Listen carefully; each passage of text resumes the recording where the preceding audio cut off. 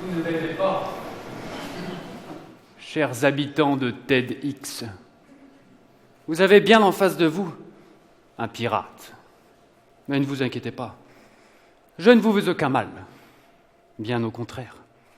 J'ai débarqué sur votre île pour vous parler de ma vie, de mon voyage, de comment ma vie s'est construite, ou plutôt de comment je l'ai construite. Pourquoi le pirate ?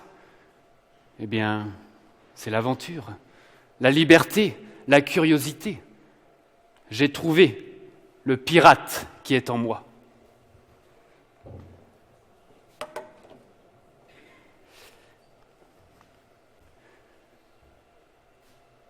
Quand j'étais petit, je suis tombé amoureux des sons et de l'harmonie que produisent ces sons entre eux et des instruments qu'émettent ces sons.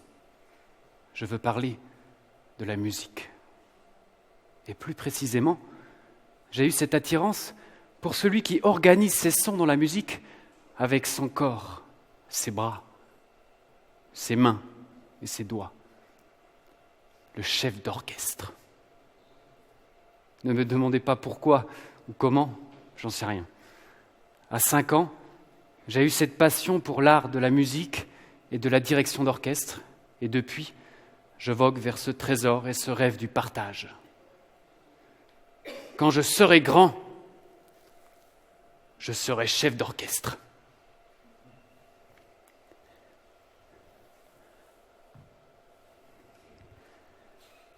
Dans un premier temps, je me suis dit, le chef d'orchestre, c'est celui qui doit être capable de jouer tous les instruments. Alors, en avant. Sur une quinzaine d'années, j'explorais pas loin d'une dizaine d'instruments. Évidemment, avec tout ce que cela implique, c'est-à-dire rigueur de travail journalière, maintes et maintes concessions et de sacrifices, pour se donner corps et âme dans sa passion. À 13 ans, je décide de quitter mon cocon familial afin que mes études soient aménagées avec mes études musicales. Ce sont des années plutôt difficiles, surtout moralement, mais j'avance dans mon rêve. J'étudie maintenant l'analyse des partitions, la composition, l'histoire de la musique et bientôt la direction d'orchestre, à 17 ans. Et je le sens, j'en suis convaincu. C'est bien ce que m'envoie la vie. Écouter les sons, modeler la matière sonore, fédérer un ensemble de musiciens, pour au bout du compte, offrir du plaisir et rendre cette musique accessible aussi bien dans des milieux défavorisés que dans des salles prestigieuses. Je continue à organiser mon travail, à cibler mon objectif, tout en me laissant aller aussi aux différentes opportunités du moment, comme celle par exemple d'un jour, de remplacer le trompettiste du groupe de reggae de mon frère.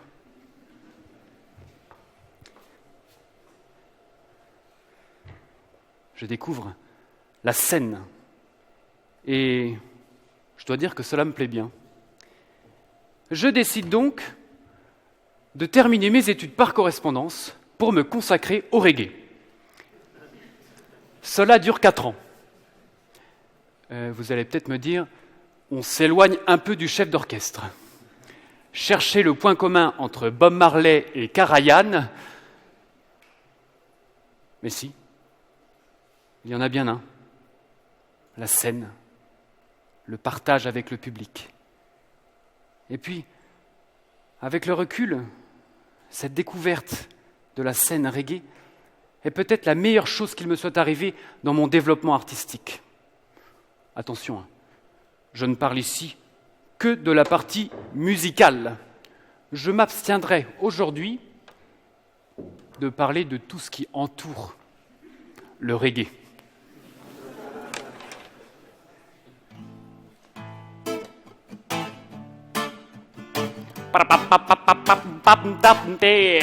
Est-ce qu'il y a du monde au TEDx ?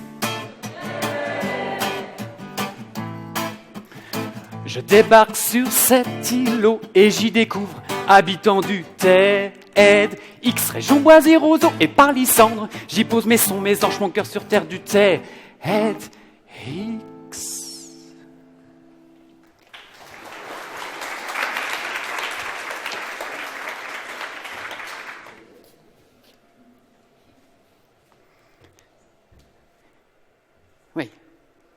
le Conservatoire de Paris. Et, comme on le sait tous ici, la musique, c'est pas gratuit. Alors, pour financer mes instruments, je décide de prendre le chemin des petits boulots, tels que livrer la farine tôt le matin au boulanger, ou encore travailler dans les usines d'abattoirs, ou charger les camions frigorifiques à l'aide de transpalettes. J'ai réussi à avoir mon permis cariste. Mais toutes ces expériences m'ont vraiment forgé. Je suis tellement heureux. Je vais recevoir l'enseignement de la part de grands musiciens. Et surtout, je vais mettre maintenant un pied dans l'orchestre symphonique professionnel. Et là, j'écoute, j'entends, j'apprends, j'observe et j'analyse le chef d'orchestre en plein cœur de l'orchestre symphonique. Je commence à comprendre comment fonctionne cet équipage que sont les musiciens, cette grosse machine. Comment le chef s'y prend pour la diriger, la guider et même parfois la faire chavirer.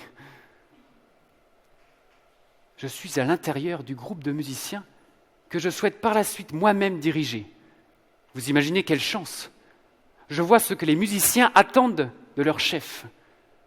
En fait, on était en train de me donner la clé de ce métier, la communication. Mais j'y reviendrai un peu plus tard. À cette même période dans ma vie, j'ai tout de même un sentiment de déséquilibre, comme s'il me manquait une certaine liberté. J'ai besoin de créer, de m'évader de tous ces codes propres au monde de la musique classique, pour me rapprocher en quelque sorte de ma période reggae. Respirer l'énergie du public de manière plus intime, plus personnelle. J'ai ressenti chez des musiciens une routine, ce qui m'a effrayé d'un côté et m'a questionné. Et pourquoi je ne m'échapperai pas de cet orchestre que j'aime tant pour partir à la recherche de nouveaux sons et de nouvelles sensations? Le pirate qui est en moi et qui sommeille depuis mon enfance m'appelle. À l'abordage! Alors là, tout ce qui est au plus profond de moi-même surgit, tel une vague, une lame. J'écris, je compose, je m'évade sans me soucier du regard des autres. Et j'imagine ma propre histoire et prends le large avec comme nouveaux compagnons la danse, le théâtre, la peinture, les lumières. Mordicus, le pirate, n'en démordra pas. D'ailleurs, à cette même période, j'écris un spectacle de pirates pour les enfants. Comme quoi. Et le petit instrument que vous voyez là-bas, je l'ai appelé le ounito. C'est mon trésor. Et c'est une vraie joie, c'est une vraie liberté. Je rencontre des artistes, voyage et travaille de plus en plus. Certes, je m'éloigne un peu de l'orchestre symphonique, mais je sais que j'y reviendrai avec des idées, de l'espoir et encore plus de passion. Ça sert à quoi, un chef d'orchestre? Ça, c'est une grande question. Vous n'imaginez pas le nombre de personnes qui me demandent quel est le rôle de ce petit homme face à l'orchestre. Il y a plusieurs paramètres à comprendre et à savoir avant de s'intéresser au chef d'orchestre en lui-même. Déjà, qui sont tous ces musiciens avec autant d'instruments? J'ai envie de vous répondre simplement, c'est un groupe de personnes qui a travaillé extrêmement dur pour arriver à l'intérieur de l'orchestre symphonique. Et une idée importante par rapport au chef d'orchestre, ce leader d'un groupe doit être capable de s'adresser et de s'adapter aux différentes personnes avec qui il souhaite partager un moment de communion, comme par exemple ici le concert, ce qui demande d'avoir une certaine connaissance du groupe d'individus qu'on a en face de soi. Tant l'homme seul que l'homme avec son instrument.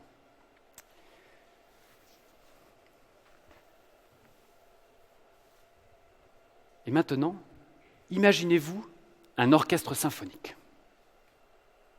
Devant, les cordes, violon, alto, violoncelle, contrebasse. C'est le groupe qui réunit le plus de personnes, en général entre 20 et 60. Ils sont plusieurs à jouer la même partition, ce ne sont pas des solistes. Du coup, il faut réussir à les intéresser individuellement, que chacun se sente concerné par la partition jouée. Les cordes attendent du chef qu'on leur laisse le temps de jouer. Il faut dégager une certaine souplesse. Derrière les cordes, les bois, flûte, hautbois, clarinette, basson, qui, eux, sont des solistes, à prendre avec délicatesse. Ils ont ce côté raffiné des artisans. Ils attendent du chef des gestes clairs et précis. Ils sont en général entre 8 et 16. Derrière les bois, les cuivres, trompette, cor, trombone, tuba. Alors il peut y avoir 2 cuivres, et après ça dépend vraiment du répertoire. 4, 6, 8, 10, 12, 14, 16, ça peut monter très haut.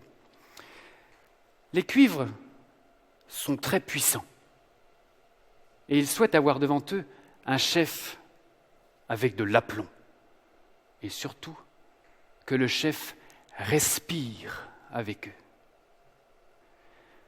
Derrière les cuivres, les percussions, les plus au fond de l'orchestre. Ils ont un tout autre rapport avec le chef d'orchestre, car ce sont les plus éloignés. De plus, ils jouent debout, comme le chef d'orchestre. Il peut y avoir un percussionniste, 2 percussionnistes, et ça peut monter jusqu'à 7 ou 8. Tout dépend encore du répertoire de l'époque.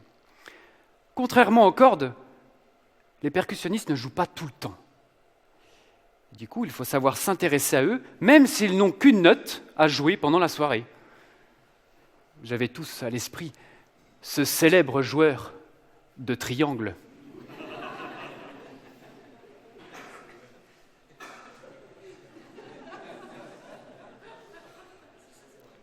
Oui, il va jouer sa note de la soirée. Mais, entre nous, je vous dis, j'aimerais pas forcément être à sa place.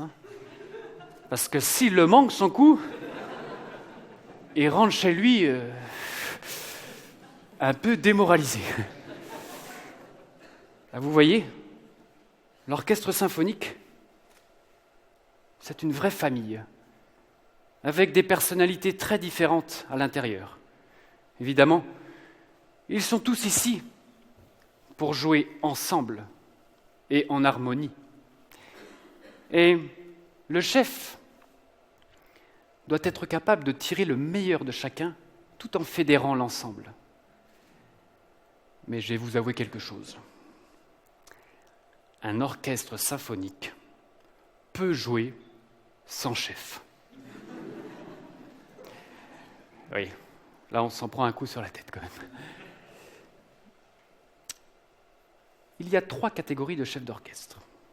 La première catégorie, le chef d'orchestre qui dérange l'orchestre.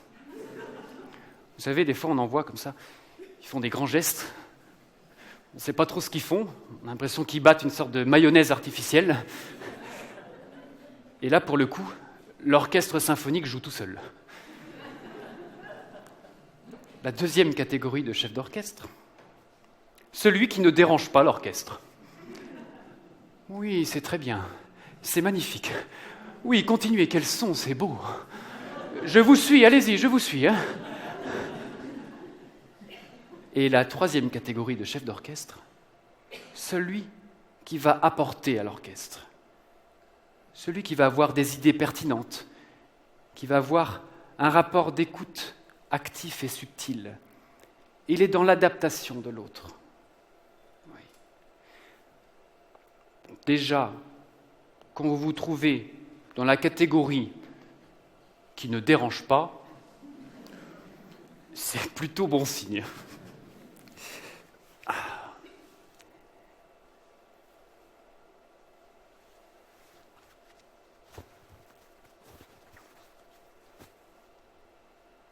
Mais un bon chef d'orchestre, c'est celui qui va connaître extrêmement bien sa partition.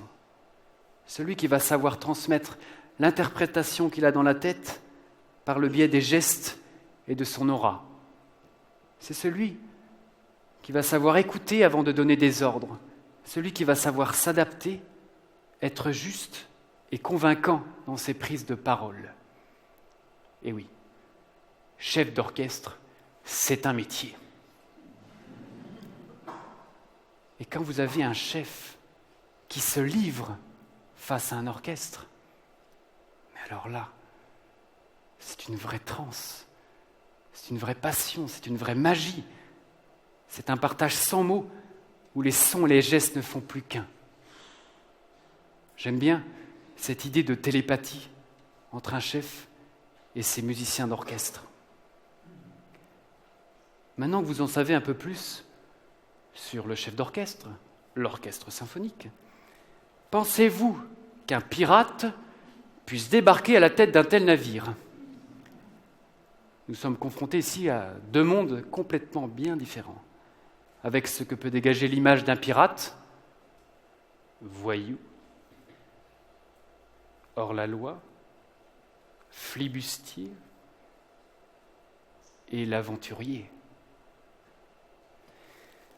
Grâce au pirate que j'ai trouvé en moi, je suis devenu le chef d'orchestre que je suis aujourd'hui.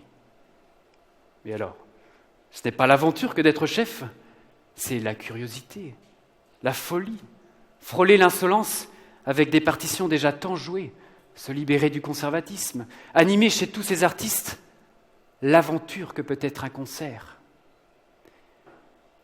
Cultiver son rêve d'enfance tout en restant éveillé aux appels du pirate qui sommeille en nous. En fait, c'était ni plus ni moins rester un grand enfant. Je crois que pour atteindre un objectif, son objectif, il y a plusieurs routes possibles. Tout dépend vers quel courant on se laisse dériver, même s'il semble aux antipodes. J'avais au fond de moi-même ce rêve de devenir chef d'orchestre. Et parallèlement, ce pirate qu'on a tous en soi, j'en suis convaincu, s'est réveillé. Alors est-ce qu'il ne serait pas temps maintenant d'imaginer une histoire où les codes de la piraterie, de l'académisme s'entremêleraient pour donner et éveiller en vous le pirate qui sommeille? Merci.